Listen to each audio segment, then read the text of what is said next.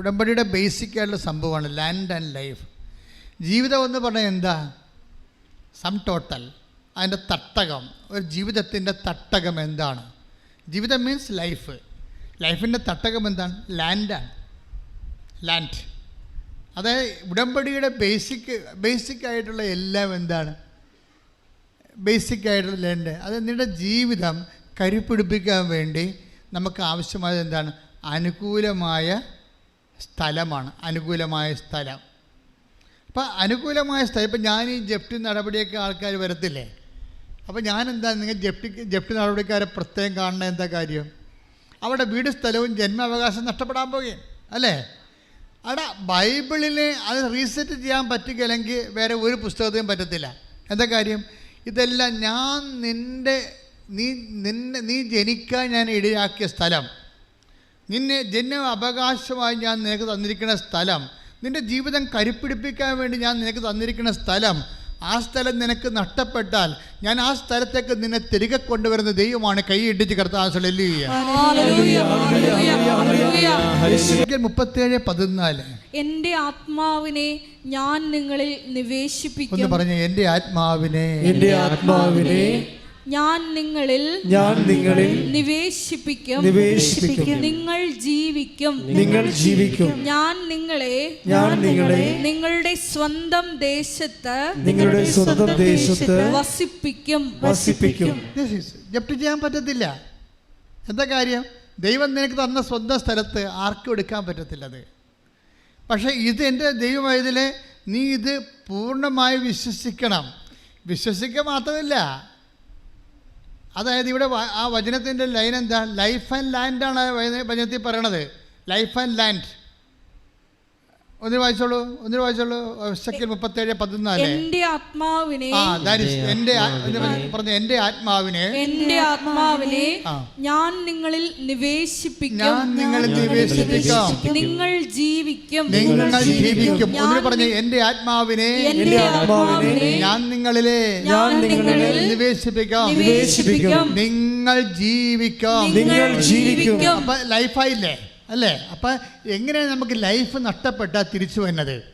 ഇപ്പം ജോലി നഷ്ടപ്പെട്ടു അല്ലേ? ജോലി നഷ്ടപ്പെട്ടു, പഠിത്തത്തിൽ തോറ്റു. അപ്പം നമ്മൾ ലൈഫ് പോവുകയാണ് ഇല്ലേ? ലൈഫ് പോവുകയാണ്. നമുക്ക് ജോലി നഷ്ടപ്പെട്ടാലും OITക്ക് തോറ്റാലും ഒക്കെ എന്ത് സംഭവിക്കണത്? ഇൻ്റർവ്യൂവിന് തോറ്റാൽ നമുക്ക് എന്താ? We lost our life, we are losing our life. നമുക്ക് ലൈഫ് പോവുകയാണ്. പക്ഷേ എന്താ പറയണത്? ഈ ലൈഫ് എങ്ങനെ തിരിച്ചു പിടിക്കാം? പരീക്ഷ വന്ന് നമ്മൾ പരീക്ഷയ്ക്ക് തോറ്റു, അങ്ങനെ നമുക്ക് ഇംഗ്ലണ്ടിൽ പോകാൻ പറ്റിയില്ല അല്ല, അല്ലെങ്കിൽ PSCക്ക് കയറാൻ പറ്റിയില്ല. We are losing a life when we lost. അത് ഇത് ഓരോ വിഷയത്തിൽ, അതായത് ഇങ്ങനെ വന്നാൽ ലൈഫ് നഷ്ടപ്പെട്ടാൽ എങ്ങനെ തിരിച്ചു പിടിക്കാം? എസെക്കിയേൽ എന്താ പറയണത്? എസെക്കിയേൽ 37:14 എന്താ പറയണത്? എന്റെ ആത്മാവിനെ ഞാൻ നിങ്ങളിൽ നിവേശിപ്പിക്കും. നിങ്ങൾ ജീവിക്കും. അപ്പൊ ജീവിക്കണവരുടെ കണ്ടല്ലേ? ജീവിക്കണം. അപ്പം ജീവിതത്തിൽ എന്തെങ്കിലും പരീക്ഷയോ അല്ലെങ്കിൽ കച്ചവടം പൂട്ടിപ്പോയി. ഇന്നലത്തെ ഒരു സത്യദാസിൻ്റെ സാക്ഷ്യം ട്രിവാൻഡ്രമാണ്, അവിടുത്തെ ഇടവേക്കാരനാണ്. സത്യദാസ് എന്താ പറഞ്ഞു വെച്ചാൽ, സത്യദാസിന് റീസർവേ പണ്ട് നടന്നപ്പോൾ പുള്ളിയുടെ 3 കട പുള്ളിക്കുണ്ടായിരുന്നു. 3 കച്ചവടം, പിടിയക്കട. അതിന് 2 വേറെ ആൾക്കാരുടെ പേരിലായിപ്പോയി. വല്ല പരിപാടിയുണ്ട്. തല കുത്തി മറിഞ്ഞിട്ട് ഈ സാധനം പുള്ളിയുടെ പേരിലാക്കാൻ പറ്റണില്ല. ഈ റീസർവേ ഒക്കെ നടന്ന ആൾക്കാരൊക്കെ ഒന്ന് തിരക്കിപ്പോയി നോക്കണേ. ഞങ്ങളുടെ സ്ഥലത്തല്ലേ ഞങ്ങൾ ജീവിക്കണത്, ഞങ്ങളുടെ കയ്യിലാണല്ലോ എന്നൊക്കെ പറഞ്ഞ കാര്യമില്ല. സർക്കാരിൻ്റെ കയ്യിൽ, നിങ്ങളുടെ കയ്യിലല്ല ഇരിക്കണം, കണ്ടവൻ്റെ കയ്യിലിരിക്കണേ.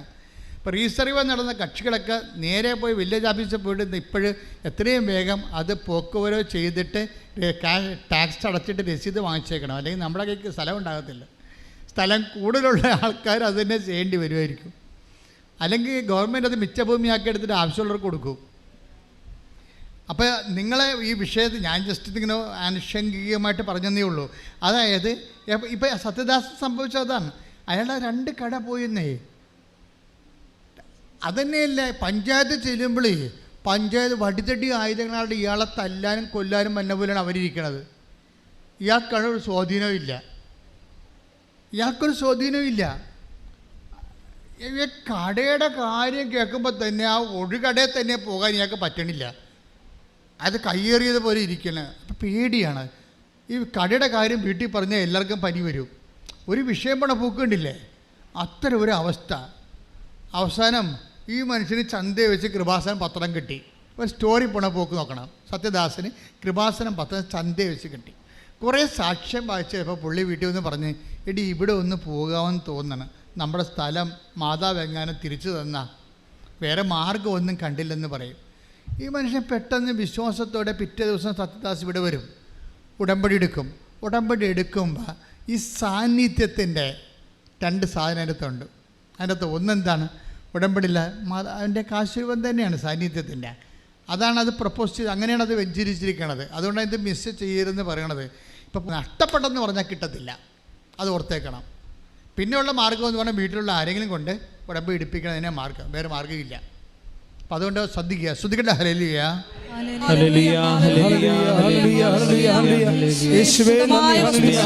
വിശുദ്ധിയോടെ കൈകാര്യം ചെയ്യാനുള്ള കൃപ ഉടമ്പടി എടുത്ത് ഞങ്ങൾക്ക് എല്ലാവർക്കും നൽകണമേ. ഹല്ലേലൂയ. പരിശുദ്ധ പരമദിവ്യകാരുണ്യത്തിന്. അപ്പോൾ ഇപ്പോൾ പരിശുദ്ധാത്മാവ് നമ്മളോട് സംസാരിച്ചുകൊണ്ടിരിക്കുന്നത് ഇതാണ്, എങ്ങനെയാണ് ലൈഫ് തിരിച്ചു പിടിക്കണത്, ലൈഫ് നഷ്ടപ്പെടുമെന്ന് വിചാരിക്കുക. ഇപ്പം സത്യദാസിൻ്റെ വിഷയം എന്താണ്? സത്യദാസ് ഉടമ്പടി എടുത്ത ശേഷം ഉടനെ അയാളത് പൂർണ്ണമായി വിശ്വസിച്ചു എന്നുള്ളതാണ്. എൻ്റെ മക്കളെ, ഈ പൂർണ്ണമായി വിശ്വസിക്കാത്തൊരു ഉടമ്പടി എടുക്കരുത് കേട്ടോ. അത് വളരെ ശ്രദ്ധിക്കേണ്ട കാര്യമാണ്. നാട്ടുകാരെടുത്തല്ലോ, വീട്ടുകാരെടുത്തല്ലോ, കൂട്ടുകാരെടുത്തെന്നൊക്കെ പറഞ്ഞുകൊണ്ട് വന്ന് നിങ്ങൾ ഉടമ്പടി എടുക്കരുത്. ആ ഉടമ്പടി എന്ന് പറഞ്ഞാൽ നിങ്ങളൊരു ദൈവവുമായിട്ടുള്ള ബയലാറ്ററൽ എഗ്രിമെൻ്റാണ്. ആ എഗ്രിമെൻറ്റിന് ആദ്യം തന്നെ നിങ്ങൾ ഈ പ്രമാണം വായിച്ച് കേൾക്കുമെന്ന് പറഞ്ഞിട്ടില്ലേ. ഇപ്പം നിങ്ങൾ രജിസ്റ്റർ ഓഫീസിൽ ചെല്ലുമ്പോൾ രജിസ്റ്റർ നമ്മളെന്താ ചോദിച്ചത്, പണം കൊടുത്തോ എന്ന്, കൈപ്പറ്റിയോ എന്ന് ചോദിക്കുമ്പോൾ അയാൾ കൈപ്പറ്റിയെന്ന് പറയും, പണം കിട്ടിയെന്ന് പറയും. പിന്നെ മറ്റുള്ളവരോട് ചോദിക്കണത് എന്താണ്, ആധാരം വായിച്ചു നോക്കിയോ, അല്ലേ? അങ്ങനെ ചോദിക്കത്തില്ലേ, ആധാരം വായിച്ചു നോക്കി.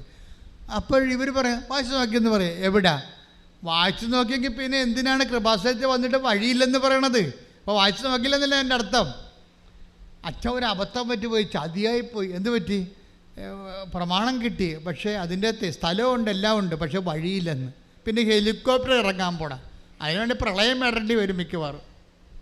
അതാ പ്രശ്നം, അതാ വായിച്ചു നോക്കില്ലെന്ന് അർത്ഥം.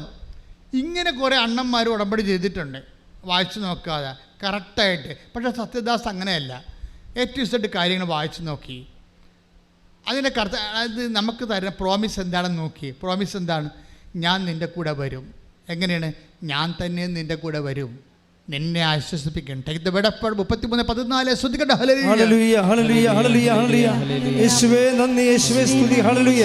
പുറപ്പാട് 33:14. പുറപ്പാട് 33:14. കർത്താവ് പറഞ്ഞു, ഞാൻ തന്നെ നിന്നോട് കൂടെ വരികയും. കൈയടിച്ച് കർത്താവ് കൂടെ വരികയും. ഹല്ലേലൂയ, ഹല്ലേലൂയ, ഹല്ലേലൂയ, ഹല്ലേലൂയ, ഹല്ലേലൂയ. നിനക്ക് ആശ്വാസം നൽകുകയും ചെയ്യും. നിനക്ക് ആശ്വാസം നൽകുകയും ചെയ്യും. അല്ല, പന്ത് കളി കാണാനല്ല കൂടെ വരണത്, മനസ്സിലായില്ലേ?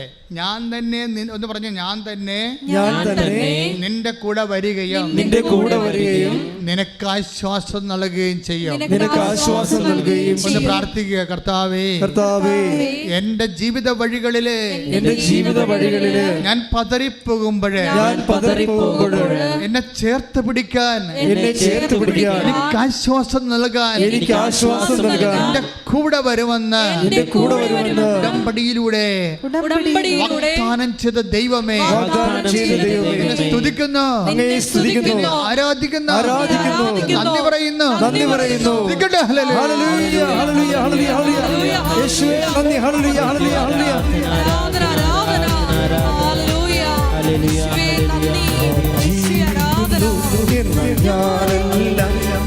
യേശു ജീവിക്കുന്നു. അത്ഭുതങ്ങളാൽ അടയാളങ്ങളാൽ യേശു പ്രവർത്തിക്കുന്നു.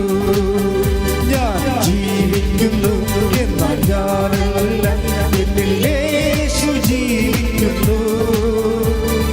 അത്ഭുതങ്ങളാൽ അടയാളങ്ങളാൽ യേശു പ്രവർത്തിക്കുന്നു.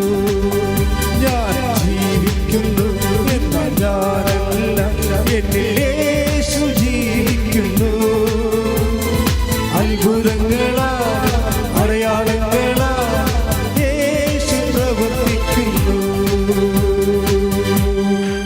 പരിശുദ്ധ പരമദിവ്യ കാരുണ്യത്തിന് എന്നേരവും ആരാധനയും സ്തുതിയും പുകഴ്ചയും ഉണ്ടായിരിക്കട്ടെ. ഇപ്പൊ 33:14 എന്താണ് പറയണത്? ഞാൻ തന്നെ നിന്റെ കൂടെ വരികയും ഞാൻ തന്നെ നിന്നോട് കൂടെ വരികയും നിനക്ക് ആശ്വാസം നൽകുകയും ചെയ്യും. നിനക്ക് ആശ്വാസം നൽകുകയും ചെയ്യും. അപ്പൊ സത്യദാസ് അത് അതുപോലെ വിശ്വസിക്കുകയാണ്. പലർക്കും പറ്റാൻ പറയുന്ന അബദ്ധം എന്താണെന്നറിയാമോ? എല്ലാവരും ഇടിച്ചു തല്ലി ഉടമ്പടി ചെയ്യും. അവിടെ പറയണതൊക്കെ കേൾക്കണത് എപ്പോഴാണ് ഈ ക്ലാസ് തീരണ അറിയത്തില്ല. കുറേ ഇനി എത്ര സമയം എടുക്കും? 1 മണിക്കൂർ എടുക്കുക. അപ്പോൾ ഈ താഴെപ്പോട്ട് എന്തായിരിക്കുക? താഴെപ്പോട്ട് 1.5 മണിക്കൂറുണ്ടാവും. 2.5 മണിക്കൂർ. അപ്പോൾ എപ്പോഴാണ് ഭക്ഷണം കഴിക്കണം? ഇങ്ങനെയാണ് ആൾക്കാർ നിൽക്കണത്. അതുകൊണ്ടാണ് ഉടമ്പടി ചില ആൾക്കാർക്ക് കൊടുക്കണത്. ആ സത്യദാസ് അങ്ങനെയല്ല. ഞാൻ തന്നെ നിൻ്റെ കൂടെ വരും. അപ്പോൾ കർത്താവ് എൻ്റെ കൂടെ വരാമെന്ന് പറഞ്ഞിട്ടുണ്ട്. പിന്നെ എന്താണ്? എനിക്ക് ആശ്വാസം നൽകുകയും ചെയ്യും. എന്നെ ആശ്വസിക്കാതെ എനിക്ക് എൻ്റെ വസ്തു കണ്ടവൻ കൊണ്ടുപോയില്ലേ. ഞാൻ പഞ്ചായത്ത് ചെല്ലുമ്പോൾ അവരെന്നെ തല്ലാനും കൊല്ലാനും എന്നെ പോലെയാണ് എന്നെ നോക്കണത്. അപ്പം ഞാൻ ഇനി അടുത്ത് പോകാനാണ്. എനിക്ക് കർത്താവേ ഉള്ളൂ. എന്നിട്ട് ഈ മനുഷ്യൻ പിറ്റേ ദിവസം തന്നെ ഉടമ്പടി കാശ്വര്യം കൊണ്ട് വിശ്വാസം പ്രമാണം ചൊല്ലിക്കൊണ്ട് പഞ്ചായത്ത് ആഫീസിൽ പോകും. ഇയാളെ ഓടിച്ചിട്ട് തൊഴിച്ചെന്ന് പറഞ്ഞിട്ട് ബഹളം ഉണ്ടാക്കി വിരട്ടി ഓടിച്ച് സെക്രട്ടറി എടുത്ത് ചെല്ലും. അപ്പോൾ സംഭവിക്കണം, ഈ വിശ്വാസ പ്രമാണം ചൊല്ലി ഈ ഉടമ്പടി കാശ്വര്യം ഹോൾഡ് ചെയ്തുകൊണ്ട് വിശ്വാസ പ്രമാണം ചൊല്ലി ഈ മനുഷ്യൻ പഞ്ചായത്ത് ഓഫീസിൽ ചെല്ലുമ്പോൾ തന്നെ സെക്രട്ടറി കസ്റ്റഡി ഇട്ട് കൊടുക്കും. എന്നിട്ട് ഉടനെ ഇങ്ങോട്ട് പറയും, നിങ്ങളുടെ കാര്യമെല്ലാം സെറ്റാകാൻ പോകും, ഞാൻ ഇന്ന് തന്നെ അത് കറക്റ്റ് ചെയ്തോളാം. വിതിൻ നോ ടൈം 2 കടയും പുള്ളിയുടെ പേര് എഴുതി കൊടുത്തിട്ട് രസീതും കൊടുത്ത് ശ്രുതിക്കട്ടെ. ഹല്ലേലൂയ.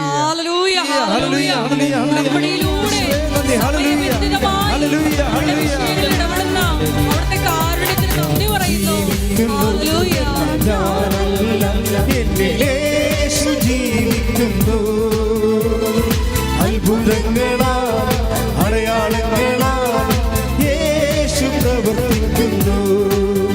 ഞാൻ ജീവിക്കുന്നു എന്നാൽ ഞാനല്ല, എന്നിൽ യേശു ജീവിക്കുന്നു.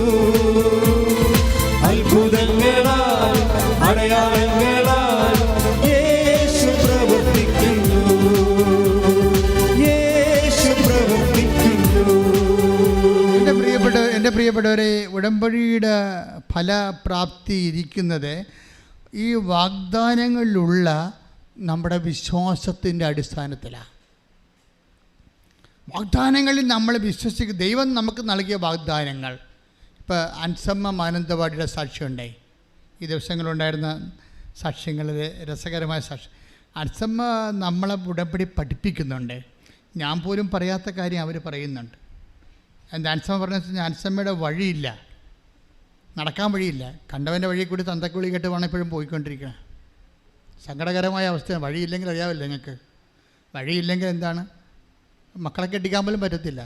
പെണ്ണ് ആലോചനയൊക്കെ വന്നു കഴിയുമ്പോൾ വഴിയില്ലെന്നും പറഞ്ഞ് ആൾക്കാർ പോകും. അതുകൊണ്ട് ആൻസം വളരെ പരുങ്ങലാണ്. ജീവിതം പരുങ്ങലാണ്. ലൈഫില്ല,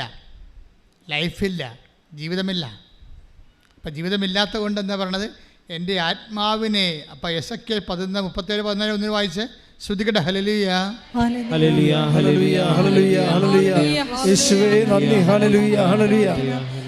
എൻ്റെ ആത്മാവിനെ ഞാൻ നിങ്ങളിൽ നിവേശിപ്പിക്കും.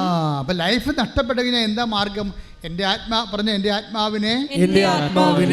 ഞാൻ നിങ്ങളിലെ നിവേശിപ്പിക്കും. നിങ്ങൾ ജീവിക്കും. ഞാൻ നിങ്ങളെ നിങ്ങളുടെ സ്വന്തം ദേശത്ത് വസിപ്പിക്കും. അപ്പൊ നമുക്ക് വാസയോഗ്യമല്ലാത്തൊരവസ്ഥ വന്നാൽ അടുത്ത നടപടി എന്താണ്? ഞാൻ എൻ്റെ ആത്മാവിനെ നിങ്ങളുടെ മേൽ നിവേശിപ്പിക്കും. പിന്നെന്താ പറയണത്? നിങ്ങൾ ജീവിക്കാം.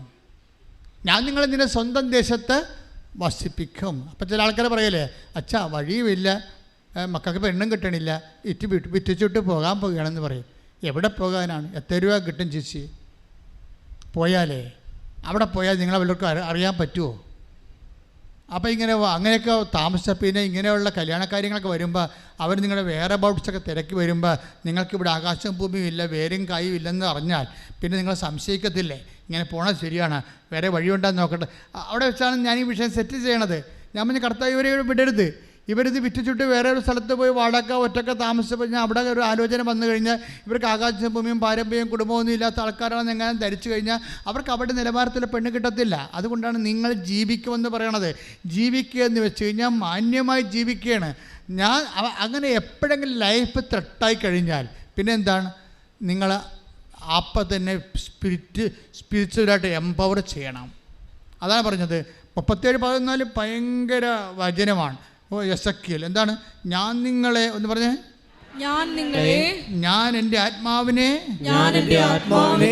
നിങ്ങളിലേക്ക് നിവേശിപ്പിക്കാം, നിങ്ങൾ ജീവിക്കാം. അപ്പം നമ്മളുടെ ജീവിതം കയ്യിൽ നിന്ന് വിട്ടുപോയി കഴിഞ്ഞാൽ ഉള്ള മാർഗം എന്താണ്, ആത്മാവിൽ നവീകരിക്കണമാണ്. വെരി സിമ്പിളാണ് സംഭവം. ആൻസമ്മ അങ്ങനെ ഒരാളാണ്. ആൻസമ്മ എന്താ ചെയ്തെന്നറിയാമോ, ഉടമ്പടി പ്രകാരം കൃത്യമായിട്ടാണ് ജീവിക്കുന്ന ആൾ. നിനക്കറിയാമല്ലോ, ഉടമ്പടി ഒരു പ്രാർത്ഥനാ രീതിയല്ല, ജീവിത രീതിയാണ്. അപ്പോൾ ഉടമ്പടി പ്രകാരം ജീവിച്ചിട്ട് ആൻസമ്മ പറഞ്ഞു, ഈ കിട്ടാത്ത വഴിയിലൂടെ ആൻസമ്മ എപ്പോഴും പോവും, എല്ലാ ദിവസവും. എങ്ങനെയാണെന്നറിയാമോ, പച്ചത്തിരി കത്തിച്ചുകൊണ്ട് പോവും. പച്ചത്തിരി കത്തിച്ച് പ്രത്യക്ഷനും പ്രാർത്ഥനയും ചൊല്ലിക്കൊണ്ട് പോവും. എന്നിട്ട് ആൻസമ്മ പറയണത്, ഈ പച്ചത്തിരിൻ്റെ കയ്യിലെടുക്കുമ്പോൾ ഞാൻ പറയും, പ്രപഞ്ച പ്രകൃതിയുടെ മാതാവേ, കൃപാസനം മാതാവേ, കുളിർ കോരിപ്പോ ശ്രുതിക്കട്ടെ. ഹല്ലേലൂയ.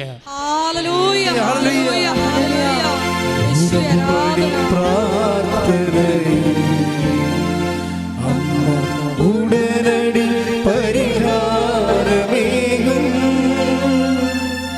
ഉടമ്പടി പ്രാർത്ഥനയിൽ അമ്മ ഉടനടി പരിഹാരമേകും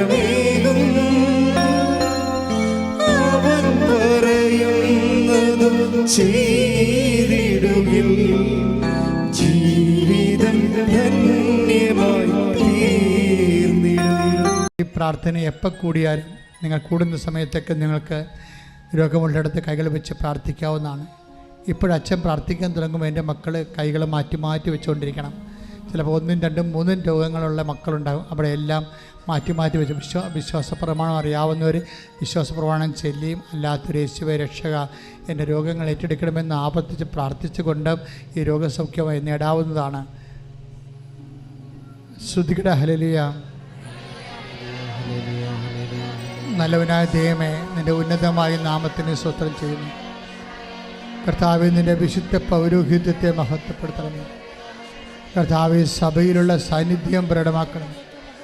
36 വർഷം അർപ്പിച്ച കൃപാണ യോഗ്യതയാണ്. 36 വർഷം അർപ്പിച്ച കൃപാണ യോഗ്യതയാണ്. കൃപാസാൽത്താറെ ജീവനോടെ പ്രത്യക്ഷപ്പെട്ട പരിശുദ്ധ അമ്മയുടെ മാധ്യസ്ഥത്തിൽ കൃപാസാൽത്താറെ പ്രത്യക്ഷപ്പെട്ട പരിശുദ്ധ അമ്മയുടെ മാധ്യസ്ഥത്തിൽ ഞാൻ ഓരോ മക്കൾക്ക് വേണ്ടി ഈ നിമിഷം പ്രാർത്ഥിക്കണം കർത്താവേ. സിസ്റ്റ് രോഗികളുമെന്ന് കൈവെക്കണമെന്ന് പ്രാർത്ഥിക്കുന്ന കർത്താവേ.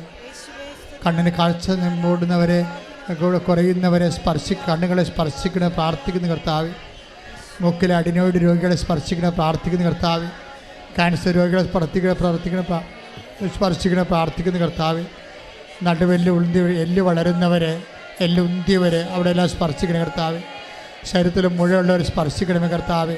വായു നാറ്റമുള്ളവരെയും വായു ശിഷ്ടമുള്ളവരെയും വായു ക്യാൻസറുള്ളവരെയും സ്പർശിക്കണേ കർത്താവേ. ശ്വാസകോശ രോഗികളെ സ്പർശിക്കണേ കർത്താവേ. ശ്വാസകോശ രോഗികൾ, ഹൃദയ രോഗികൾ, പ്ലീഹ രോഗികൾ, കരൾ രോഗികളെ സ്പർശിക്കണേ കർത്താവേ.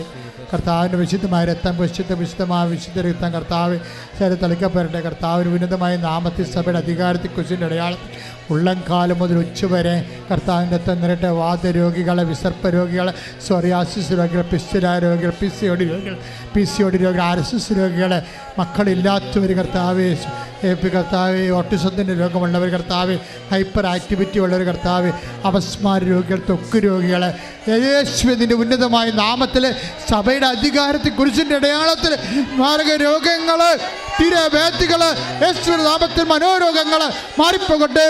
ശ്രദ്ധിക്കട്ടെ.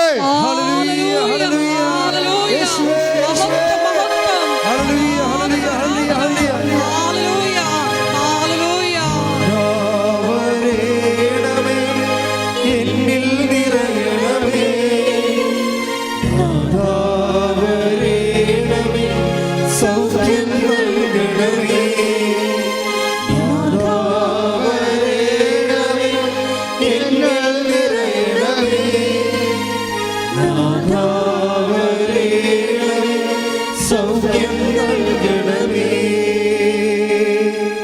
പ്രിയപ്പെട്ടവരെ, മക്കളില്ലാത്തവരെ, വിവാഹം ഒത്തുവരാത്തവരെ, സ്ഥലം വിൽക്കാൻ പറ്റാത്തവരെ, ജപ്തി നടപടിയെ നേരിടുന്നവരെ, ജീവിത പങ്കാളിയെ കാണാത്തവരെ, ചിലപ്പോഴേ ചിലരൊക്കെ ഈ ദിവസങ്ങളിൽ പറഞ്ഞായിരുന്നു ഭർത്താവ് കാണാനില്ലെന്ന് പറഞ്ഞ്. അതുപോലെ തന്നെ അകന്ന് താമസിക്കുന്ന ദമ്പതികൾ, ഇപ്പോൾ കേസ് പറഞ്ഞുകൊണ്ടിരിക്കുന്ന ദമ്പതികൾ, എല്ലാവരെയും സമർപ്പിച്ചുകൊണ്ട് പ്രാർത്ഥിക്കുന്ന, കൈകാലുകൾ കൊച്ചി പിടിക്കുന്നവരെ, കൈകാലുകളെ ശോഷിച്ചു പോകുന്നവരെ, തല വലിയ ഉടല് ചെറിയ കുഞ്ഞുങ്ങൾ, ഉടല് വലിയ തല ചെറിയ കുഞ്ഞുങ്ങൾ, കിടപ്പ് രോഗികളെ കുഞ്ഞുങ്ങൾ, മറിഞ്ഞ് തിരിഞ്ഞ് കിടക്കാത്തവർ, നിരങ്ങാത്ത കുഞ്ഞുങ്ങൾ, ഗർഭിണികളെ ഫ്ലൂയിഡ് കെട്ടിക്കിടക്കുന്നവർ, ഗർഭിണികളിൽ കൺവെൻഷൻ രോഗമുള്ളവർ, കുഞ്ഞ് പുറത്തേക്ക് വന്നുകൊണ്ടിരിക്കുന്ന അവസ്ഥയിൽ കിടപ്പ് രോഗികളാണ് ഗർഭിണികൾ, മക്കളില്ലാത്തവർ, ഗർഭസ്ഥ ശിശുക്കൾക്ക് രോഗമുള്ളവർ, കർത്താവ് സ്പർശിക്കണേ കർത്താവ്. മുടി വല്ലാണ്ട് കൊഴിയുന്നവർ, ഉറക്കമില്ലാത്തവർ, ശരീരം ചൂടാകുന്നവർ, എപ്പോഴും കലഹമുള്ള ഭവനങ്ങൾ എല്ലാം കർത്താവെ ഞാൻ നിനക്ക് മുമ്പേ പോവുകയും പിത്തളവാത് തകർക്കുകയും ഇരുമ്പോടാമ്പൽ ഒടുക്കുകയും മലകൾ നിരപ്പാക്കുകയും ചെയ്യുന്ന ദൈവത്തിൻ്റെ ശക്തി ചൈതന്യം നിന്നിലേക്ക് ആവശ്യിച്ചുകൊണ്ട് കർത്താവിനെ സംരക്ഷിക്കട്ടെ.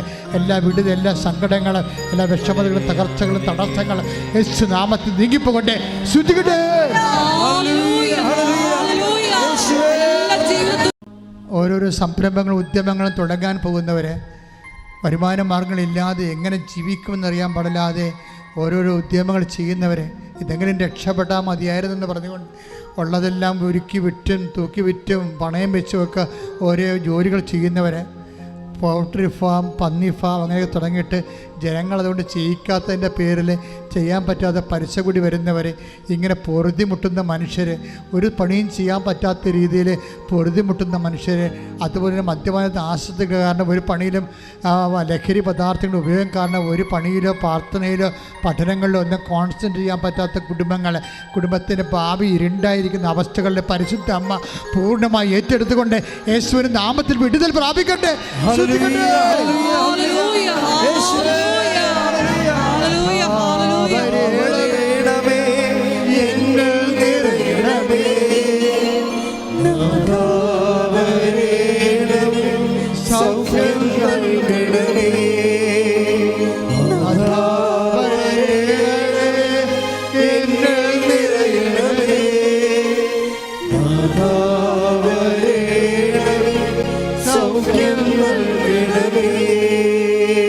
പരിശുദ്ധ പരമ ദിവ്യകാരുണ്യത്തിന്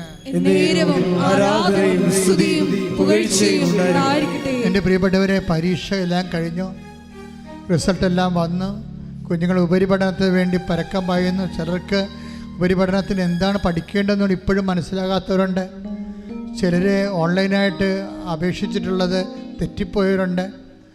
ചിലർ ഒരു സ്ഥലത്ത് മാത്രം അപേക്ഷിച്ചിട്ടുണ്ട്, പല സ്ഥലത്ത് അപേക്ഷിക്കുന്നതിന് പകരം ഒരു സ്ഥലത്ത് മാത്രം അപേക്ഷിച്ചിരിക്കുന്നവരുണ്ട്.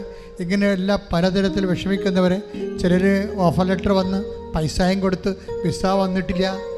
ചിലർക്ക് തിരിച്ചു പോയവർ തന്നെ അവർ യഥാർത്ഥത്തിൽ ജോലിക്ക് പ്രവേശിക്കാൻ കഴിഞ്ഞിട്ടില്ല. അവിടുത്തെ പരീക്ഷ എഴുതിക്കൊണ്ടിരിക്കുന്നവരും എഴുതാൻ പോകുന്നവരും അതിൻ്റെ റിസൾട്ട് പ്രതീക്ഷിക്കുന്നവർ, നാട്ടിൽ OITയും IELTS MOHും ആദ്യം PSC ഒക്കെ എഴുതിയിരിക്കുന്നവർ, റിസൾട്ട് പ്രതീക്ഷിക്കുന്നവർ, ഇങ്ങനെ ഓരോരോ തരത്തിലും ബാങ്കിൽ അന്വേഷിച്ചിട്ട് പണം കിട്ടാതിരിക്കുന്നവർ, അടുത്ത കുഞ്ഞിനെ പഠിപ്പിക്കാൻ മാർഗമില്ലാതിരിക്കുന്നവർ, ഇവിടെ പോകുന്നുള്ള ജീവിതത്തിൻ്റെ മുന്നിൽ അന്താളിച്ചും പകച്ചും നിൽക്കുന്നവരെ പരിശുദ്ധാത്മ നിറയാൻ വേണ്ടി ഇടിമിന്നൽ പോലെ ശ്രദ്ധിക്കട്ടെ. ഹല്ലേലൂയ,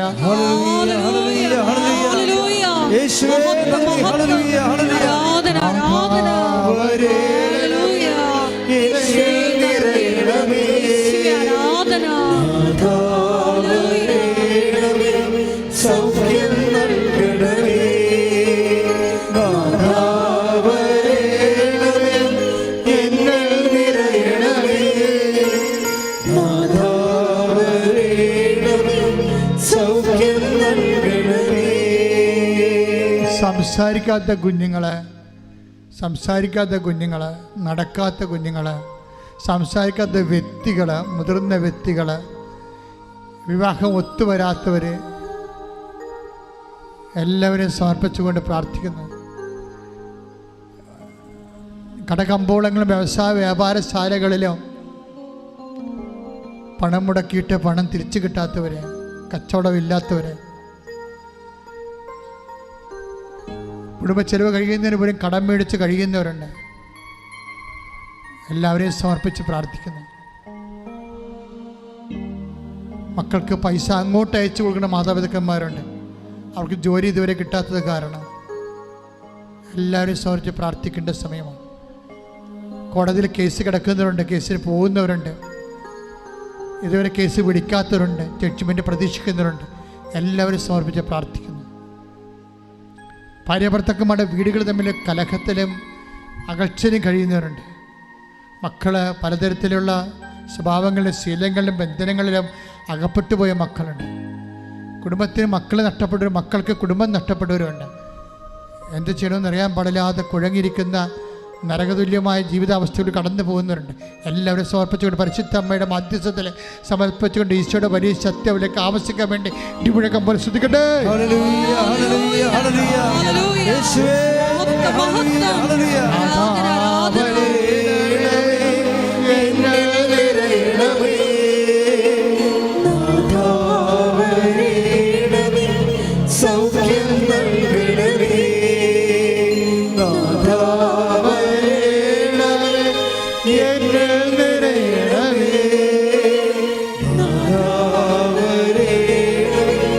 സൗഖ്യം നൽകണമേ, ഭയത്തിലും ഭീതിയിലും കഴിയുന്നവരുണ്ട്. കടക്ഷോഭത്തിൻ്റെ കാലമാണ് വരാൻ പോകുന്നത്. കടലരികിൽ സീവാളില്ലാത്ത സ്ഥലത്ത് താമസിക്കുന്ന മക്കളുണ്ട്. അവർ മേലോട്ട് നോക്കുമ്പോൾ അവിടെ ചങ്ക പിടച്ചു പോകും. എപ്പോഴാണ് കടലിൽ ഞങ്ങളുടെ വീടും കൊണ്ട് പോകണത്, ഞങ്ങളിനി എപ്പോഴാണ് ഈ തീരത്ത് നിന്ന് അസ്തമിച്ച് പോകണമെന്നറിയാതെ നിസ്സഹായം നിൽക്കുന്ന മക്കൾ. മലമ്പ്രദേശങ്ങളിലെല്ലാം താമസിക്കുന്ന മക്കളെ സംബന്ധിച്ച് പ്രാർത്ഥിക്കണം. കഴിഞ്ഞ കാലങ്ങളിൽ ഉരുൾപൊട്ടിയതിൽ അടുത്ത് താമസിക്കുന്ന മക്കളെ സംബന്ധിച്ച് പ്രാർത്ഥിക്കണം. കഴിഞ്ഞ കാലങ്ങളിൽ പ്രളയം വന്നപ്പോൾ അവിടെ നിന്ന് പോകേണ്ടി വന്ന മക്കളും, എല്ലാ കാലത്തും മഴ വരുമ്പോൾ പ്രളയമായി പോകുന്ന സ്ഥലങ്ങൾ, അതെല്ലാം ശാശ്വതമായി പരിഹരിക്കാൻ ഒരു വഴിയും കാണാതെ ഭരണകൂടം പകച്ചു നിൽക്കുന്ന സമയങ്ങൾ ദൈവമേ അങ്ങയ്ക്ക് മാത്രമേ അങ്ങയുടെ മക്കളെ സംരക്ഷിക്കാൻ കഴിയത്തുള്ളൂ. കർത്താവെ, പ്രളയഭൂമി ജീവിക്കുന്ന, ഉരുൾപൊട്ടുന്ന ഭൂമി ജീവിക്കുന്ന, കടൽ കയറുന്ന ഭൂമി ജീവിക്കുന്ന, പ്രകൃതിയുടെ ദുരന്തങ്ങൾ ജീവിക്കുന്ന മക്കളെ നീ പൂർണ്ണമായി ഏറ്റെടുക്കണമേ. കണ്ണീരോടെ പ്രാർത്ഥിക്കുന്നു. ശ്രദ്ധിക്കട്ടെ.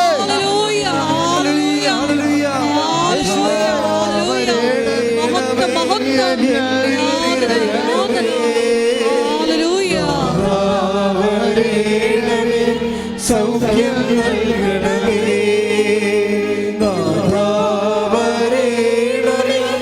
എന്നിൽ നിറയണമേ,